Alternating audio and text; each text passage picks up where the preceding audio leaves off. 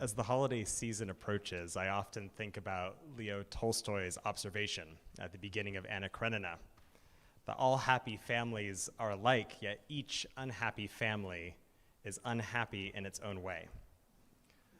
So in a few weeks, we'll celebrate Thanksgiving, and while there are a number of rituals associated with this holiday, turkey, stuffing, cranberry sauce, the argument over which is the best, most essential ingredient on the table, they are all secondary to the ritual of gathering around the table with family and friends. And people do. The days that come before and after Thanksgiving are the busiest travel periods of the entire year, as millions of people find their way across the country to visit children and parents and grandparents and so on. And for those of us who do make this pilgrimage, and I want to acknowledge that some of us cannot or do not spend the holiday with family, it's not always something that we look forward to, at least not completely. Thanksgiving is founded on a number of myths. The story of Thanksgiving, for example. And one of these is the idea of intergenerational family bliss. Probably best captured by Norman Rockwell in his painting Freedom from Want, which is part of a four-piece series inspired by FDR's 1941 State of the Union. And you might know this painting. The scene is a family gathering. The grandfather looks on proudly while the grandmother carefully sets a turkey down on a crowded table as everyone smiles at each other in anticipation. So this isn't what my Thanksgiving looks like. I don't think my Thanksgiving has ever actually looked this way. And I know that's true for so many of us in this room. There are people missing from the table. Some have died. Some couldn't make it. Some chose not to make it. And for those who are there, it's this careful game of matchmaker meets musical chairs. People who can't sit next to each other because of an old grudge, or because they'll start talking politics, or because they always argue after drinking all day. Or maybe it's that tragedy that we don't talk about anymore, but it's so present in the room, or the pressure of bills, or the pain of someone's declining health. Each unhappy family, however mild or severe this unhappiness might be, is unhappy in its own way. When we open up the Torah this week, we meet a very unhappy family. Sarah, the matriarch, has died. Her husband, Abraham, is forced to bury her alone. His two sons are gone. He had forced his eldest, Ishmael, along with his mother Hagar, to leave home years ago, and they have not been seen since. And his other son, Isaac, having recently experienced the trauma of almost being sacrificed by his father, has struck out on his own.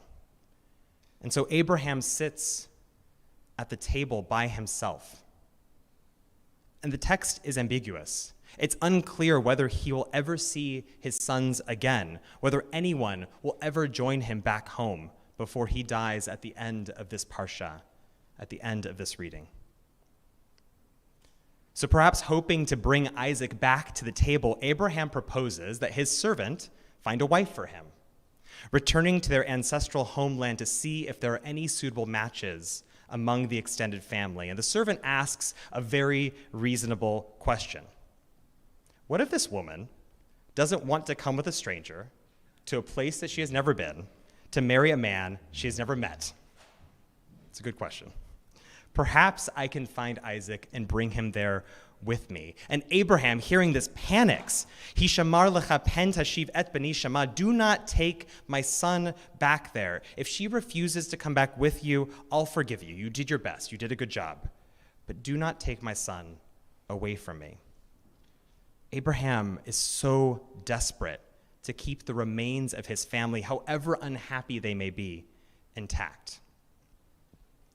But the question remains, where is Isaac anyway?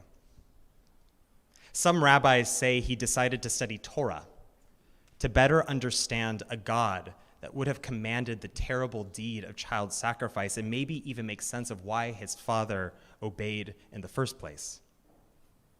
Other rabbis say he sought out his half-brother Ishmael, now better understanding the wounds that their father had inflicted on him.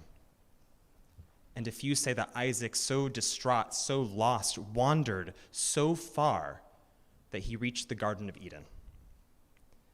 But wherever he may be, he is not sitting at the table with Abraham. It's too hard. It's too complicated. It's too painful. And while I imagine that Abraham's desperation to find a wife for Isaac comes from a good place, it's not what Isaac needs, at least not right now. When confronted with difficult emotions, our impulse is so often to find a solution for them. But sometimes what we need most is to simply have someone listen to our feelings. The researcher Brené Brown teaches that this is the key difference between sympathy and empathy. Sympathy tries to fix, to reason, to put a silver lining on how we feel. It's not that bad, is it? Empathy is about creating space for our feelings, including feelings that might not actually have or need a solution. Abraham may have abundant sympathy for Isaac, but he seems to lack empathy in this moment. And I imagine that this is why when we do encounter Isaac in the Torah this week, he is wandering alone, lasuach basadeh, talking to the emptiness in the field around him. He doesn't need a wife. He needs to be heard in all of his pain and his rage and his sadness. Of course, there is the trauma of having nearly been slaughtered, his father binding him hand and foot at the top of Mount Moriah after he had asked him again and again where was the animal that they were going to sacrifice. And then the fact that he doesn't know where his half-brother is, a relationship that was already complicated by the animosity between their mothers and torn apart when Ishmael and Hagar were forced to leave home. And his mother has just died, perhaps in front of him.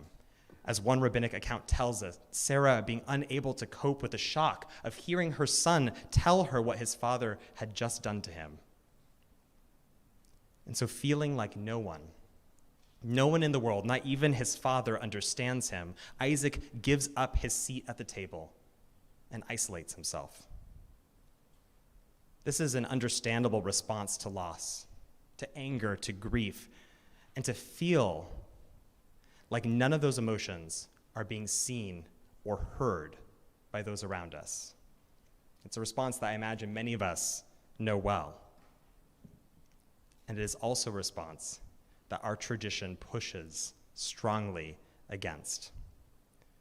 When we have experienced tragedy, when we are stuck in the complicated tangle of our feelings, Judaism asks us to be in community. We bury our dead in community. Opening the doors of our homes during Shiva, we mourn in community. Coming to Minyan or Shabbat at a service like this to recite the mourner's Kaddish, as we'll do when we close the service together, we remember in community. Earlier this week, we just closed Shaloshim, the 30-day mourning period, since our Jewish brothers, sisters, and siblings were brutally murdered on October 7th. We are still waiting to hear word about the hundreds of hostages still held in Gaza. We watch as the death count continues to rise, so many Israelis and so many Palestinians dead, and we mourn the loss of innocent lives, too many of them children. We feel the rise of anti-Semitism around us, both in the world and even in the city we call home. For some of us, this is an old story experienced by our family for generations, and for others, this is strange and new and unfamiliar, but for all of us, it's too much. It's too much right now. And in the midst of all this, Thanksgiving comes, and we're asked to gather around the table to have a meal with our families. And maybe you'll find solace there. I hope you do.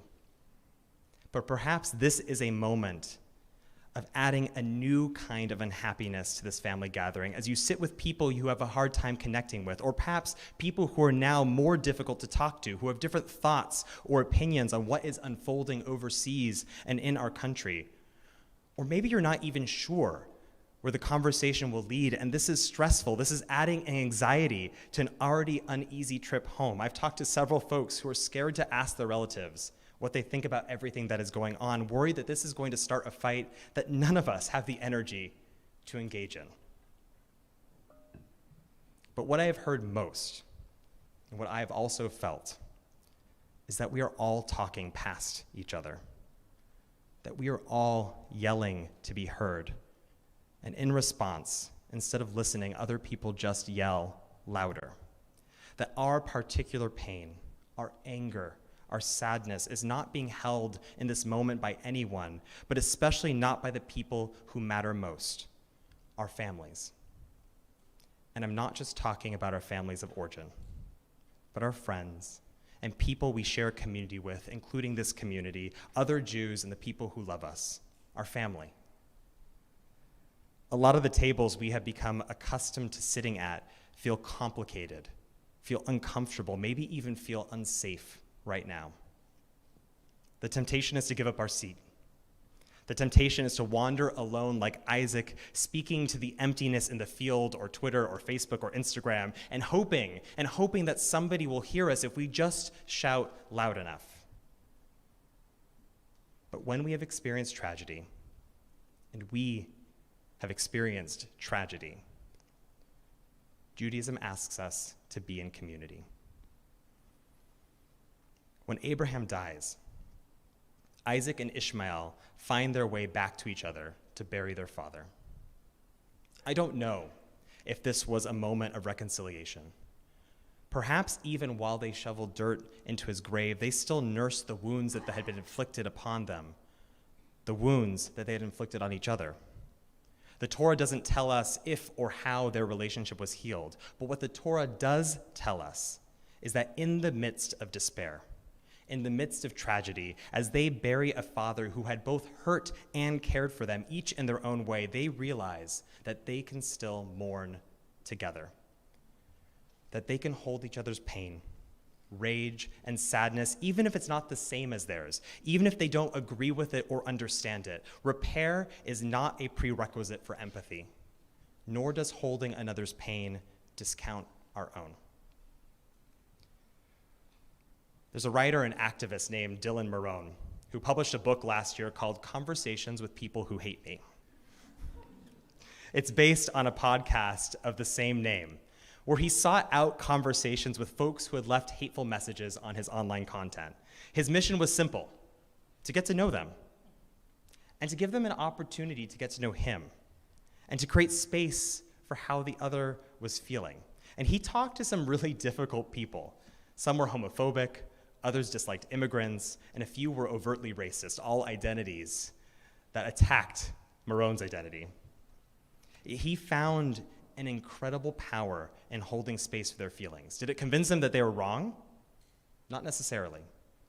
But it did remind them that the person they were talking to, the person that was generating the content that they were leaving comments on, is human. And it also reminded the people listening to his podcast that these individuals are human beings as well. That we're all part of this large, messy, and sometimes uniquely unhappy family called humanity. It can feel a lot easier and a lot better to tell people why they're wrong.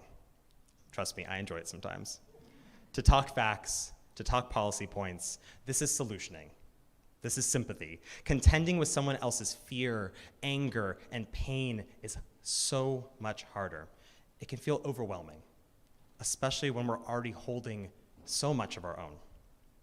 And when the stakes are high, just as they are at this moment, when it feels like our moral compass is spinning, holding space for someone else, especially someone who we don't agree with, can feel like we're conceding ground. But here's the thing, we're not. Dylan Marone writes, empathy is not an endorsement. Empathy is not an endorsement. Empathizing with someone you profoundly disagree with does not suddenly compromise your own deeply held beliefs and endorse theirs. Empathy is not endorsement. What empathy does do is it allows for us to sit at the table together. And we need to sit at the table together because that's how any of us are going to get through this. We cannot bury our dead alone.